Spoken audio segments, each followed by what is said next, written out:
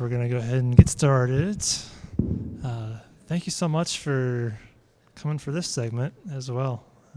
It's really a treat to be able to share this with you. And one thing I actually wanted to say was one thing that really stood out to me about the service was the ambiance of the children in the background. Because when I was practicing in my teacher's extended family compound, that sound was common all over the place, and it just sort of brought me back to actually being in Gambia. So I just wanted to mention that. That was absolutely wonderful.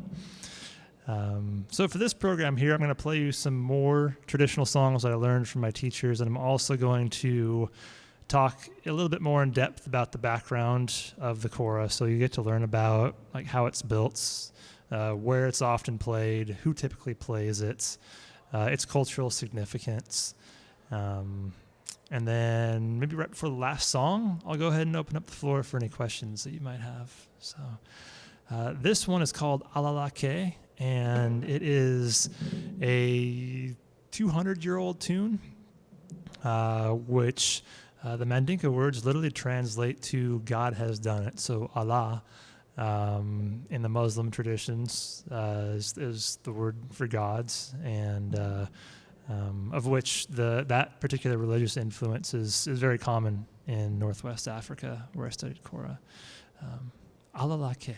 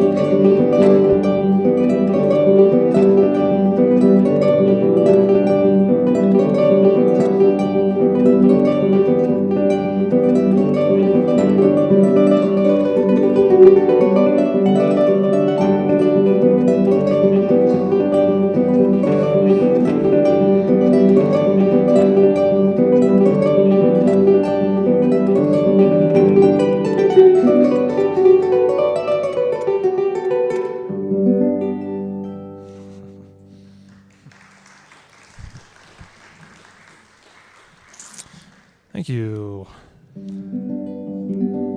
This one is one called Mali Sajo, and I actually played it in the service a little earlier, but I do want to add some singing to it. So Mali is the country where it comes from. Mali is one of the other 6 countries, I believe, other than Gambia, where I studied, where you can find the kora. So those others are Mali, Guinea-Bissau, Senegal, Sierra Leone, Burkina Faso, and Cote d'Ivoire as well. So this one's from Mali. The word sajo is the Mande word for the hippopotamus. And so this is a folk story of a woman that they say fell in love with a hippopotamus. So not a true story.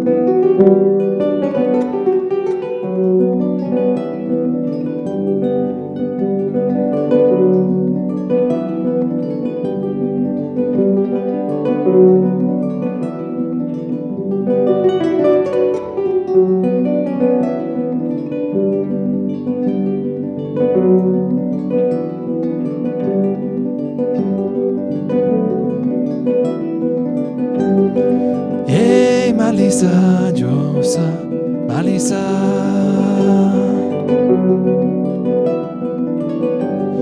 Bafulambe, Malisa Josa, Malisa.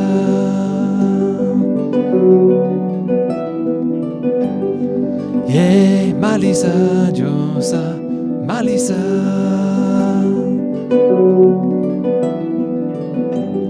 Bafulambe, Malisa Josa, Malisa.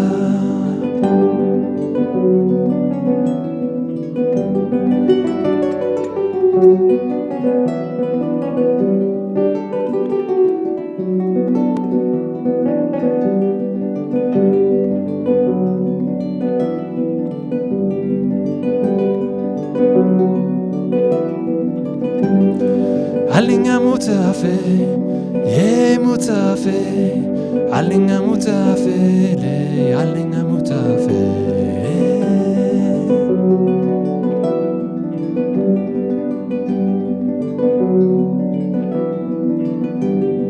Ye Malisa Josa, Malisa.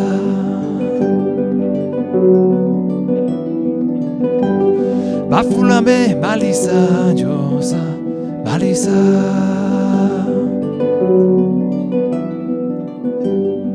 Yeah, Malisa Josa, Malisa.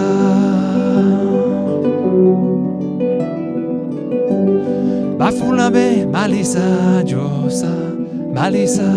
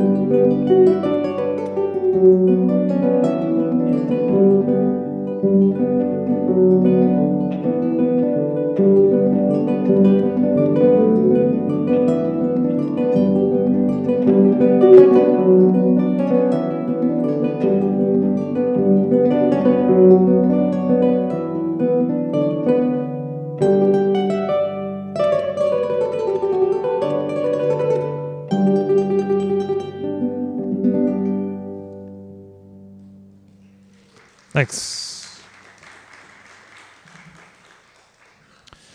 This is one that I actually composed myself. It's called Somanda.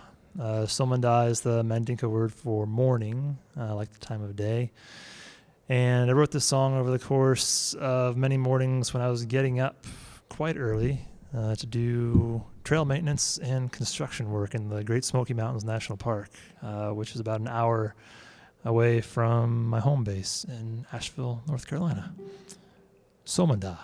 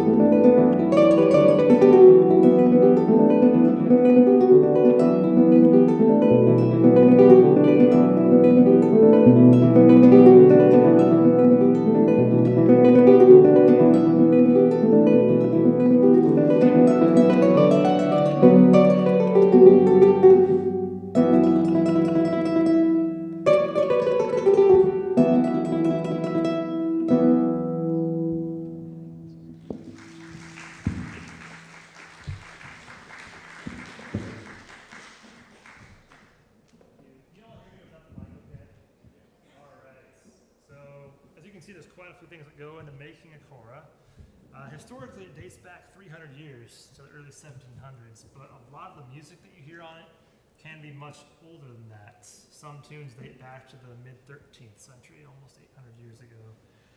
And if you have a traditional song that was actually composed on the kora, or not composed on the kora, I should say, other way around, that is now being played on the kora, it was usually composed on either the balafone, which is a wooden xylophone, or the ngoni.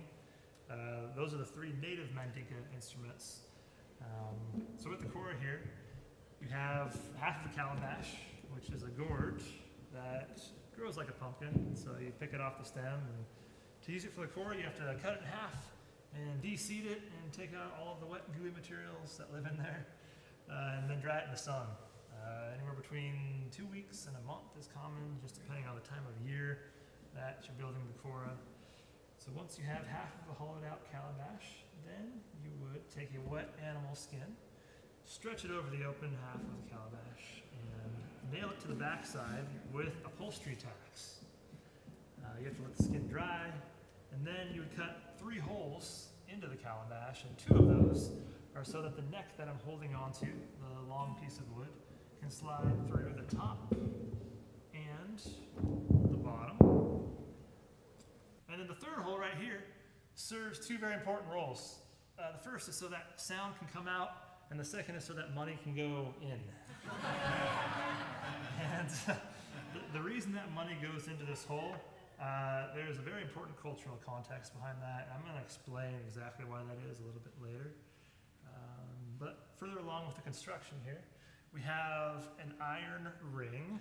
So you can drill a hole through at the bottom and slide the ring through, and then to secure it in place, you would just wrap some nylon rope through the loop and then around the back of the neck in more of a figure 8 kind of a pattern.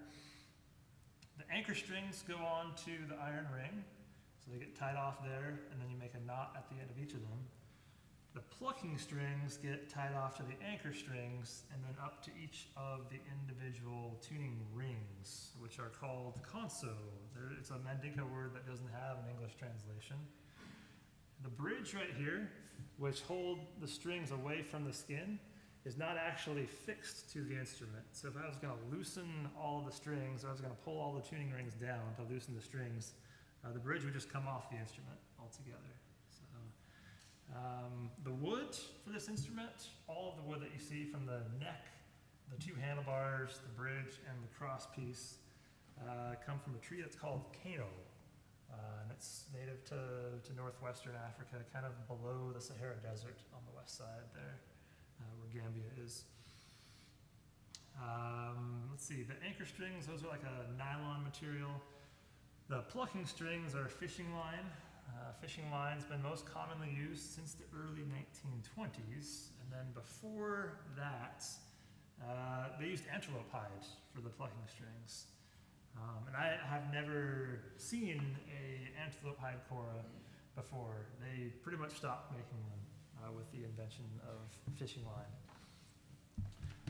This one here is a traditional kora from Gambia. I brought this home on my most recent trip in 2018. So it uses the fishing line, kano wood, as I mentioned, the konso, and the cowhide. This other one right here, which I'm about to play for you, was actually made in the US by an elk farmer. So he decided to use elk skin rather than using cow. The wood is a combination of both Paduc and Honduras mahogany. And the tuning system is very different. So we have tuning pegs like you would have on a guitar instead of the tuning rings, the konso. And also lastly, these are harp strings instead of fishing line. So, and as you can tell, or as you will be able to tell, or as you probably have already been able to discover, I should say at this point, it provides a very different sound quality because of the harp strings versus the fishing line.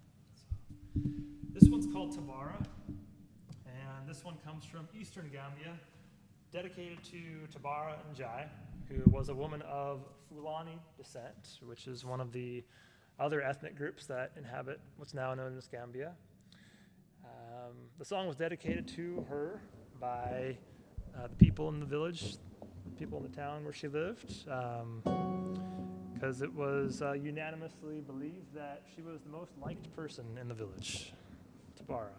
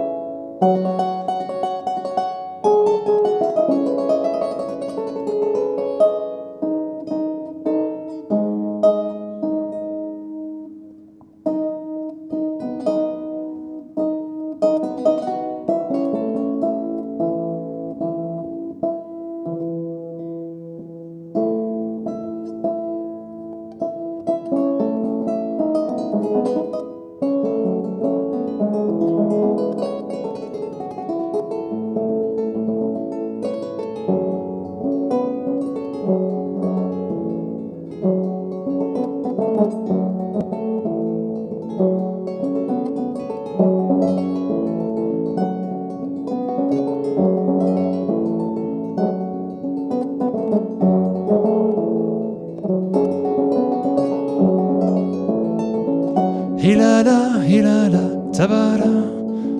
Hilala, hilala, tabara.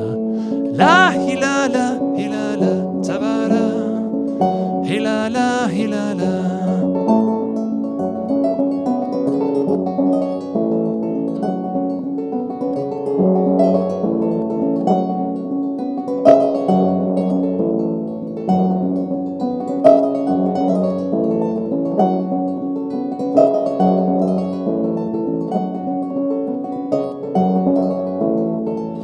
Hilala, hilala, tabara. La hilala, hilala, tabara. Tabara, kosiye, tabara, kosiye. Tabara, kosiye, kosiye.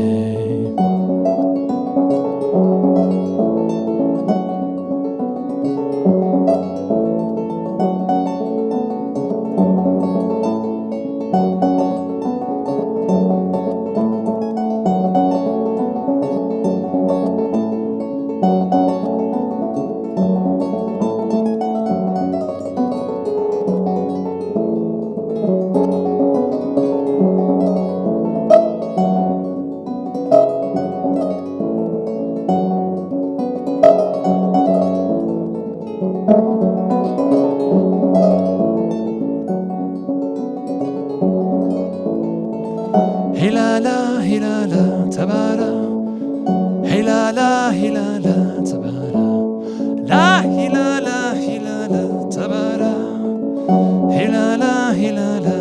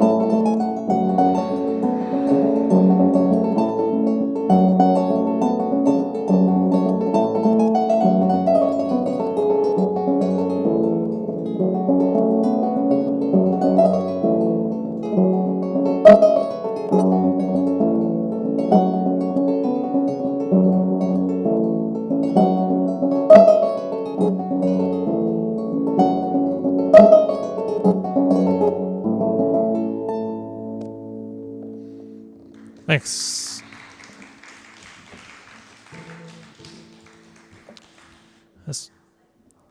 Yeah. Some people say harp, some people say hammered dulcimer, some say cross between. But there's all sorts of interpretations. But I would wholeheartedly agree. This one. Exactly. Yeah. So you have to actually move on the traditional kora here. You have to move the tuning rings up and down the neck. So if you bring them up, you're putting more tension on the strings. So that's going to raise the pitch, and vice versa if you bring them down. Cowhide.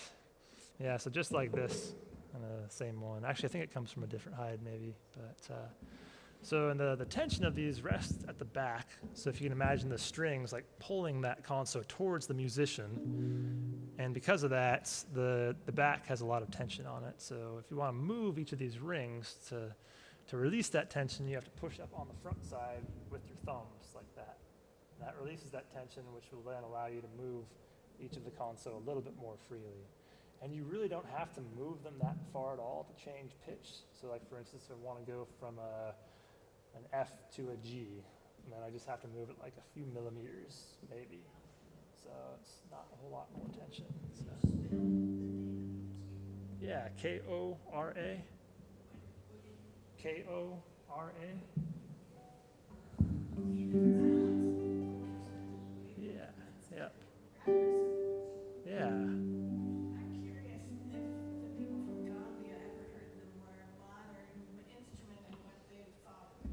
Yeah, there are lots of tuning peg cores in Gambia now. I would say it's gotten progressively more that way. I'm thinking more of the harp strings, you know. Yeah, yeah, and they're there too.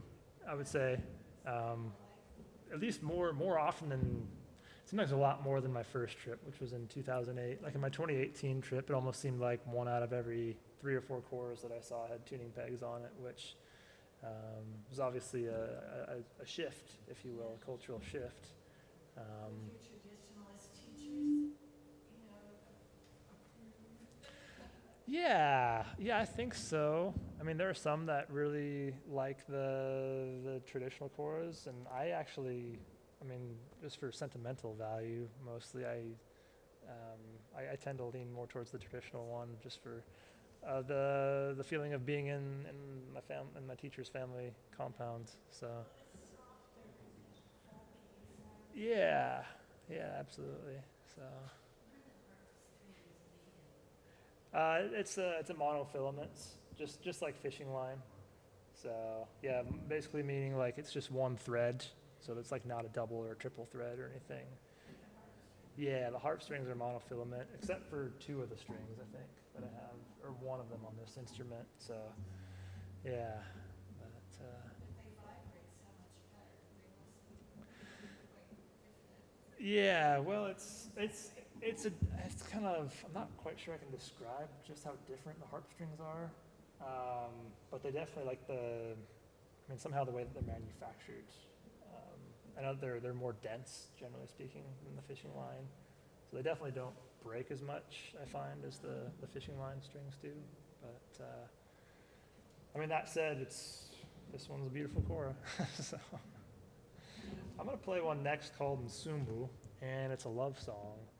And I learned the words to this song from my teacher's daughter, whose name was Bintu, and she was 12 at the time. She taught this to me. The words that she sang and that I learned was very different from any other recording or performance that I'd heard of the song. So when she came next to me one night as I was practicing and just started singing, I asked more about to translate for me what she was saying. And so the words to this one, which is a love song, basically mean when you're missing one that you love, you should be with them. And Sumbu.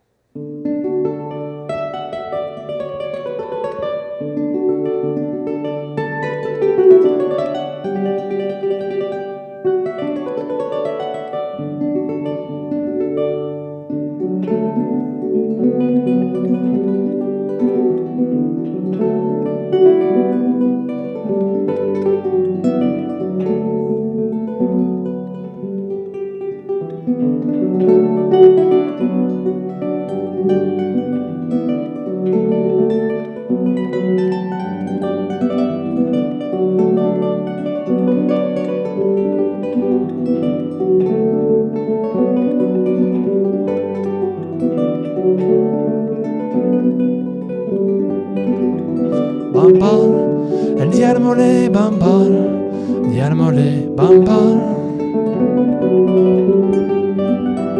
Bambal, and Yarmole, Jesus Sumagina, Iran, Yarmole Bambal,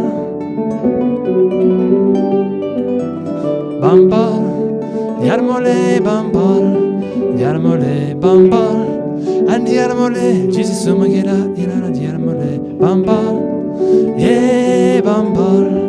Yarmole bambal, yarmole, Jesus sumagela iran yarmole bambal.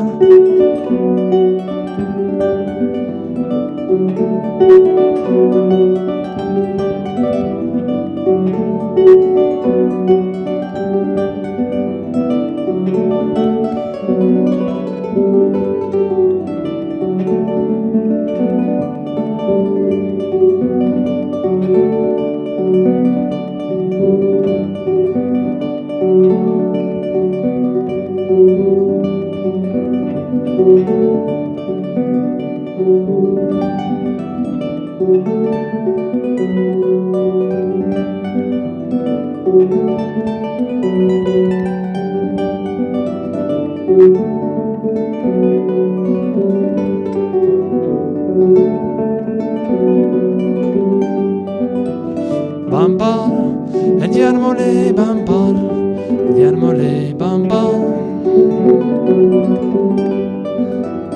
bambal, and yarmole, Jesus sumagela iran yarmole bambal.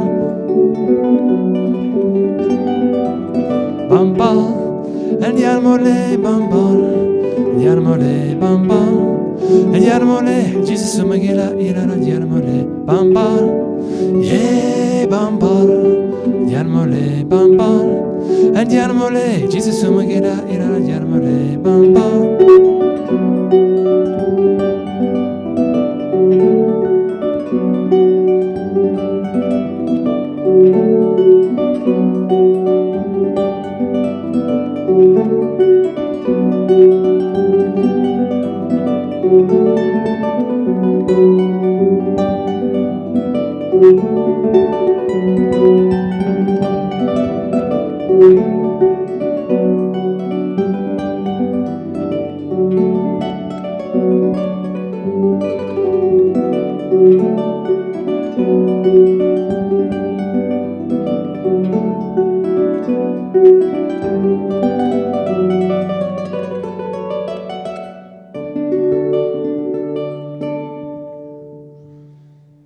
Thanks.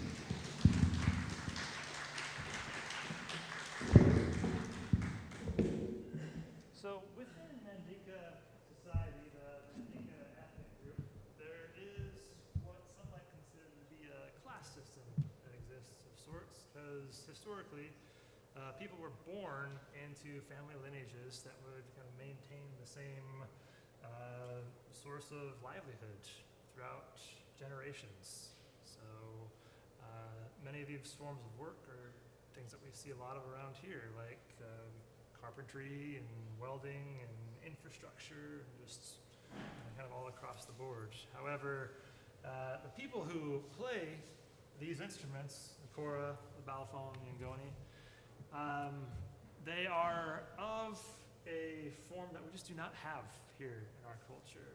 And so these people that I speak of are called griots, Griots in the plural. And the griot is usually of the Mandinka ethnic group, but not always. It may be Fulani or Jola or Sera. But it is their cultural responsibility to be able to carry forth all of the Mandinka history dating back to the founding of the empire in the mid-13th century.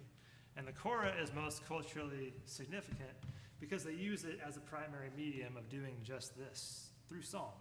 So there are many songs that are named after battles that took place where the Mandinka won to further expand the empire.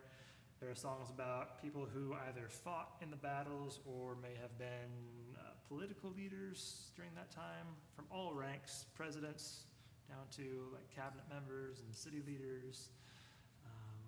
And then aside from that, people have definitely come up with songs over the year in very similar format to how musicians here do. Some may take traditional melodies and kind of tweak them around a little bit to create their own song, and others just write their own songs.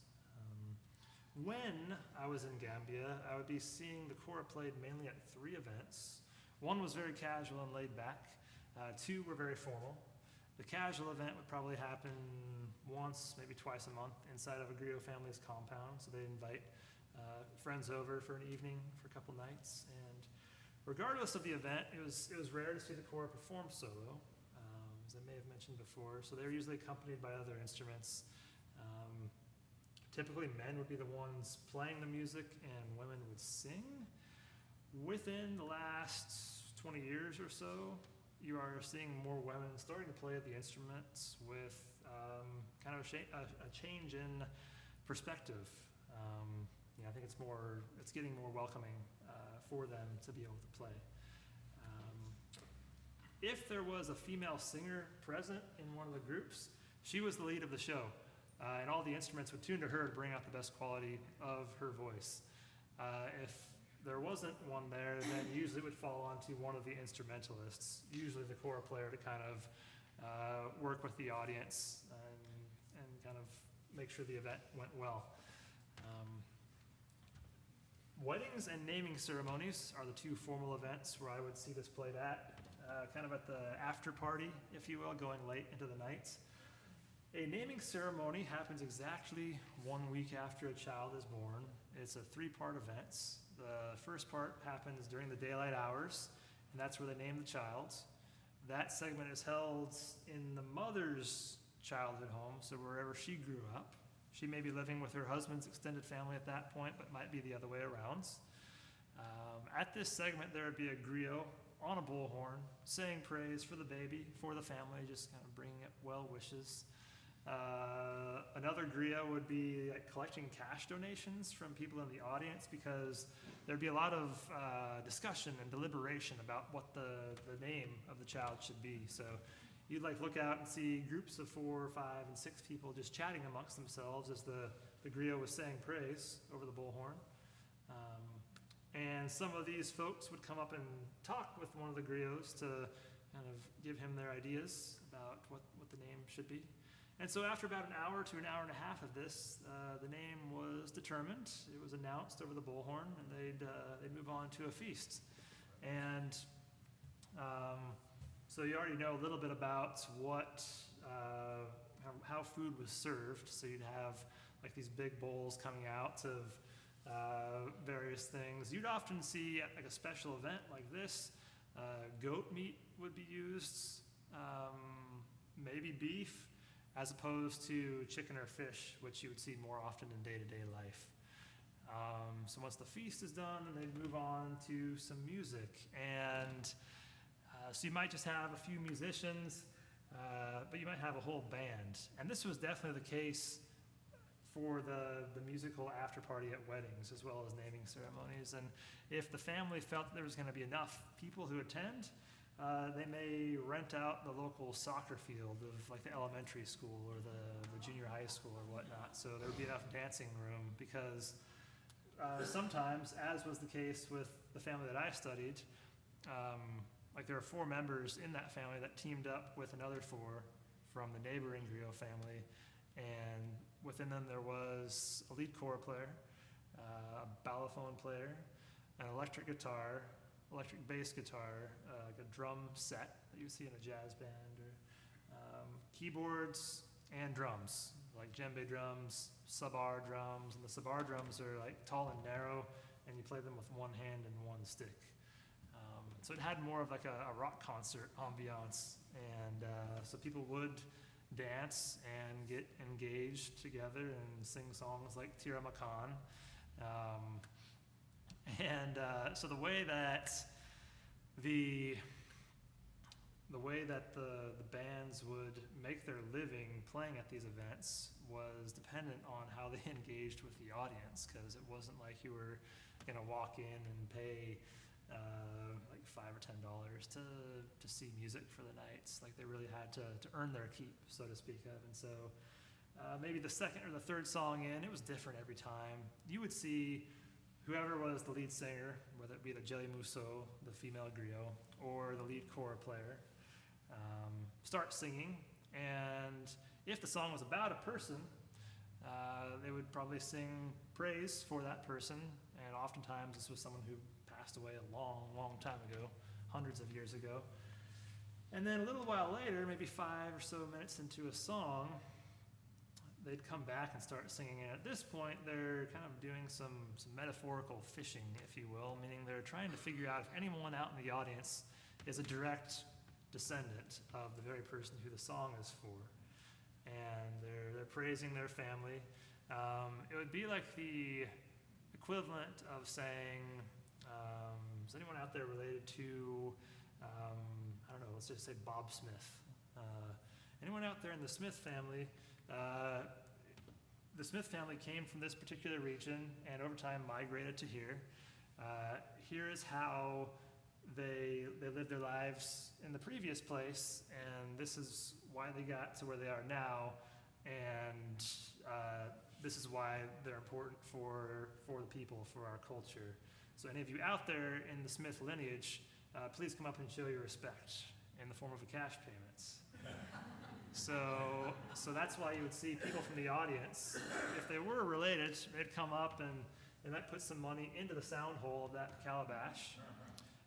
There may be like a 5-gallon bucket that would sit out in front of the band, and that would get filled with cash. And eventually at some point it would just overflow, because once those first few people would come up, it was kind of like a chain reaction. And then for the rest of the evening, you would just have people coming up to put cash there just out of appreciation for the music and in appreciation that they were surrounded by griots, if you will. So at some point that tub would actually overflow, and there you'd have like a friend or a family member of someone in the band come up with like a big plastic bag and just start shoveling it in the bag and tie it off and then take it backstage, wherever it was. I mean, it wasn't really a backstage, it was just kind of an open fields. Some audience members would get really ambitious, and at some point the band would be working up a sweat, so you'd see someone would have a sweaty forehead, so someone would like walk up to the guitar player and just start pasting currency bills on their forehead, or someone might get a ball cap removed and stuffed full of cash and just thrown right back on their heads. So it's a very different way of experiencing music from an outsider's perspective. But yeah, that's how the band would get paid. And I'm trying to think if there's anything else I should mention about that ceremony. Well, there's going to be a little bit more after the next song here. This one here, I'm going to play a song called Ninkube Keladi, and I learned this one on my most recent trip, 2018, and it's a song that means when you meet someone for the very first time, you think very well of them, and you would like to get to know them better. Ninkube Keladi.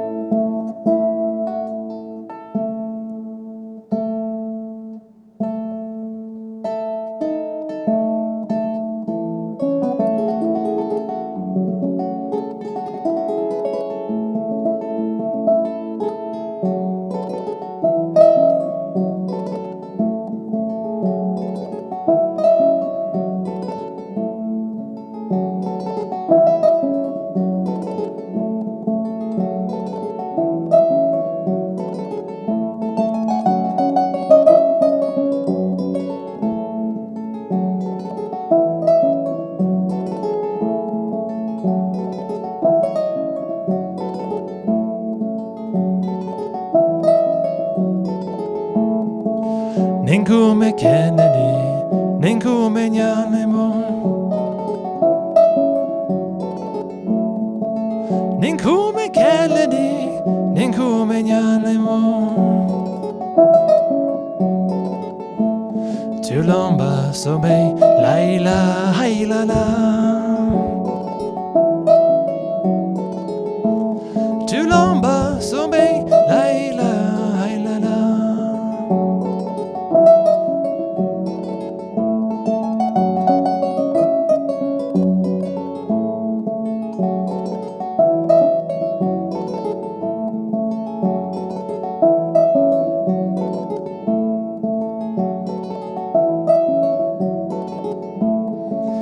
Ninkume Kennedy, Ninkume Nyalemo,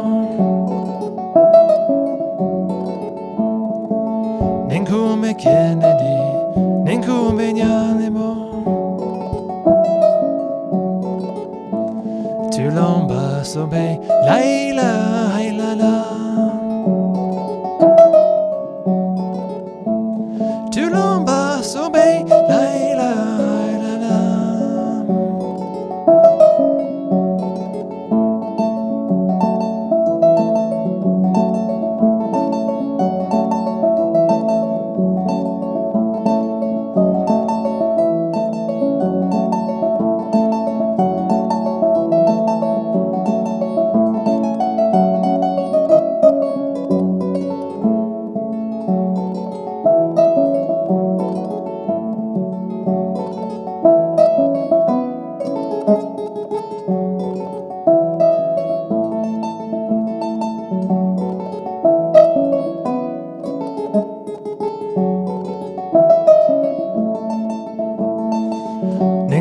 Kennedy, ah, Ninkume Kennedy, ah, Ninkume Kennedy, ah, Ninkume Kennedy, ah.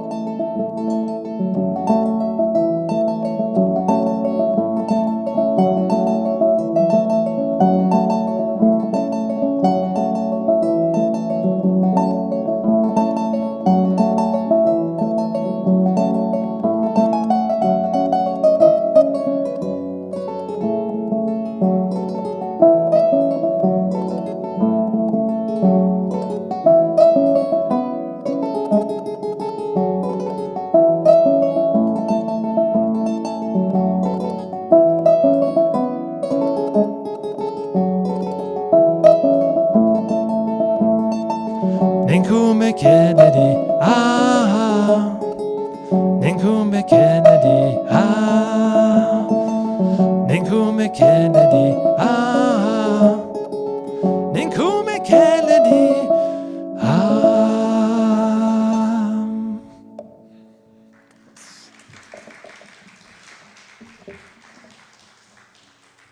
Thank you.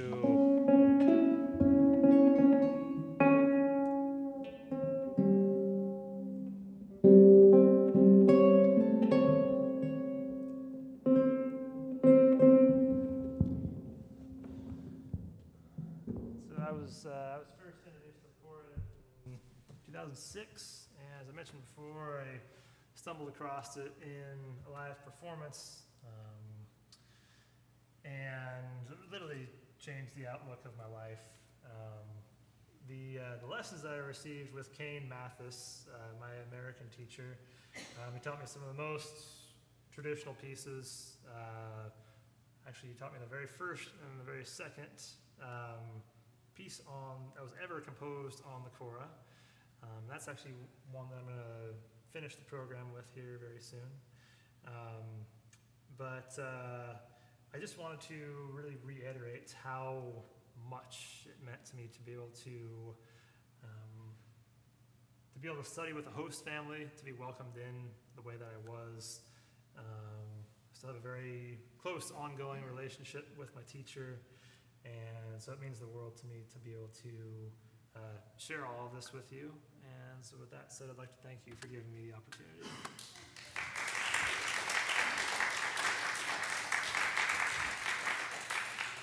So before we launch into that last song, if you have any questions, now would be a wonderful time to ask. Yeah.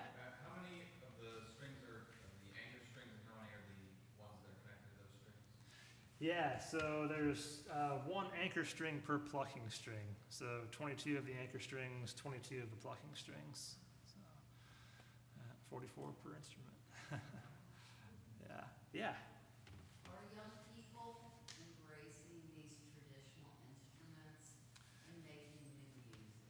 Yeah, it's definitely, the way it's being presented is a lot different, just because of the social media age. So you're hearing lots of different musical influences from all over the world getting brought into the kora. The younger generation, at least a lot that I interacted with, still play the traditional music, but they definitely, they jump outside more of it. And so, a lot of the elders are, some accept it and some are a little bit more reserved about it, but it's still very encouraged for everyone to give it their own flavor, if you will. So, yeah.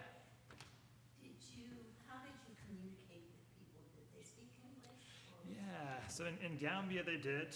So Gambia was colonized by the British from the early 1800s up until 1965. So English was widely spoken, and I could communicate with most people because of that. And I also learned Mandinka, a little bit of it, which is the most commonly spoken language. So every ethnic group, so like the Mandinka, the Jola, the Fulani, the Serer, Wolof, they all have their own native language. So people usually know, I would say 3 languages at least. So they usually know their own native language, they'll know Mandinka, and then they'll know the colonizer's language. So which in Gambia was English, Senegal, Guinea, Mali were French, Guinea-Bissau was Portuguese. So those instrument is originally like a more cultural. Some instruments places more like a minstrel or trovatore or some storyteller, like those. Without music, they tell the stories and traveling like an instrument, or maybe more religious purpose, but that's originally just a celebration or. yeah, something. it's historically been used to tell about the history through songs, through battles, through the various people that have existed in griot culture and Mandinka culture to help formulate what is now the current moments. So some people would travel to different events, and some would stick particularly to their local area. But yeah, and these songs, a lot of times, like if there was like the praise singing and speaking and the oral storytelling that would happen during these songs, it wasn't scripted, so to speak of. So like it was just a kora player. If I should say the kora player was the one who was doing the storytelling, then they would usually just play the basic melody while they talked about the particular event or the particular area where like the song was significant to. So that's why a lot of these songs would just get drawn out for 20 minutes, 30 minutes, 40 minutes even. So I'm just giving you a very brief and succinct version of each song. So, but if you were in Gambia at an event, you might hear a song go on for 30 to 40 minutes. Yeah. Yeah. This is something. This is a traditional song, but all the players they put on characters. For example, jazz players. The introduction is kind of creation, right? It's how to start the music, like the melody. Before that, someone doing it like that. That's your creation. Yeah, and there's actually a specific Mandinka term that's used to describe the interlude, the beginning, like that leads into the melody, as she's so describing. They call it the Ninin Karo in Gambia, which basically means you're asking the kora, like you're kind of warming it up to go into whatever you're going to go into. So yeah, you'll notice that I've done that pretty much to every single song. So I'm just literally like trying to remember which key that I'm in, and I pluck a few strings around those just to make sure that they're in tune before I launch into the song. Everyone's Ninin Karo is different. So yeah, I never learned any of that to lead into a song. That's all just kind of what I came up with. The tuning, sorry, it's one question. Is it they have some similar Western scale or? Yeah, this can be put into any tuning. It can be played with other instruments pretty easily, like pianos, guitars. Similar scales. Yeah, so it's a very similar scale system. So it's, in music theory terms, we say diatonic, so 7 notes per scale. Do, re, mi, fa, sol, la, ti, do. So yeah, same thing with here, and you can also have it in any key that you want. So like the every key has like a half with so many 22 strings and do re mi fa sol la ti do like that. Yeah. So it's like the one that has the tuning rings, the traditional one I have in G major, and then the one with the pegs, I was in F sharp major for the service, and then I brought it down to F sharp minor for this program. So, yeah. Last question. Oh. One more. We got one more, and then we got to let Roberto go home. Okay. One more question, then the piece. Sorry. Okay. Yeah. We can talk with him after, but That's true. That's true. There was written record of their history. There are some books out there. Yeah, and I could recommend a few titles. But historically, it's all been passed down orally, and it's only been written down like within the last 50, 60, 70 years or so. But yeah, historically, it's just been passed down orally from generation to generation. So, go ahead, Rob. Go ahead. Oh yeah, I was going to say, as Rob mentioned, if you do have any questions, further questions, feel free to come up and chat with me as I'm packing up here. And I do have CDs for sale out in the lobby. They're $15. I can take cash, check, credit card, digital payments like Venmo, PayPal. So if you want to pay with credit cards or any of the digital sources, you'll have to come see me. If you want to pay with cash or check, there's a little plastic tub next to the briefcase on a table out in the lobby. So feel free just to throw either of those into there. I also have email lists. So the email list I use specifically and only to let people know the next time that I'm in the area for a show.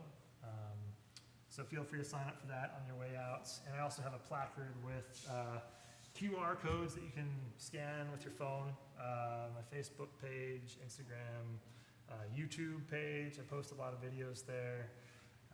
So feel free to have a look at that on your way out. And lastly, before I launch into the song, I just wanted to take a opportunity to thank both Rob and Mitra and the whole crew here for making this possible. This has been absolutely wonderful. So thank you. So Kurutu Kelifa and Kelifa Ba were the first two songs ever composed on the kora. And they're both composed for a man called Kelifa Sane, and he was responsible for bringing the Mande Empire into Gambia. Kurutu Kelifa was a song that was written while he was still alive, and Kelifa Ba was more of a eulogy, kind of an appreciation of what he was able to accomplish during his life. It's a celebratory song.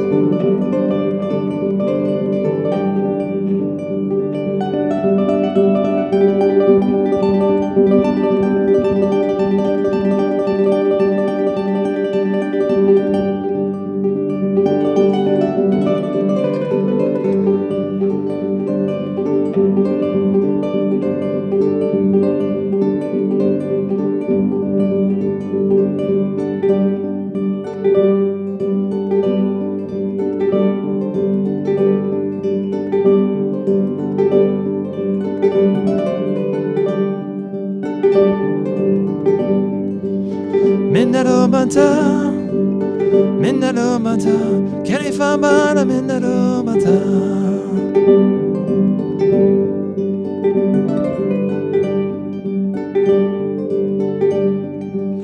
Suoli bedona, jam fatignate suoli bedona.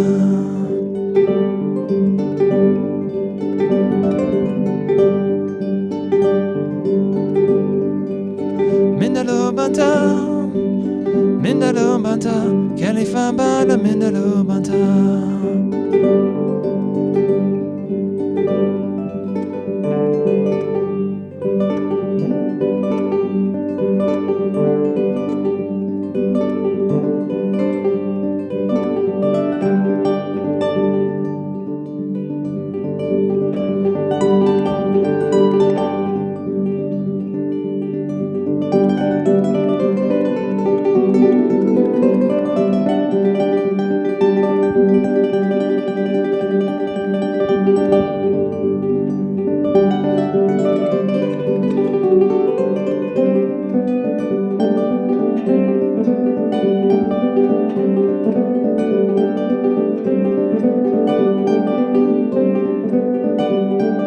Segnaro, Giangiang buona segnaro, vabbò. Chiamo di ma, rimani bassi e chiamo di aragli di bara.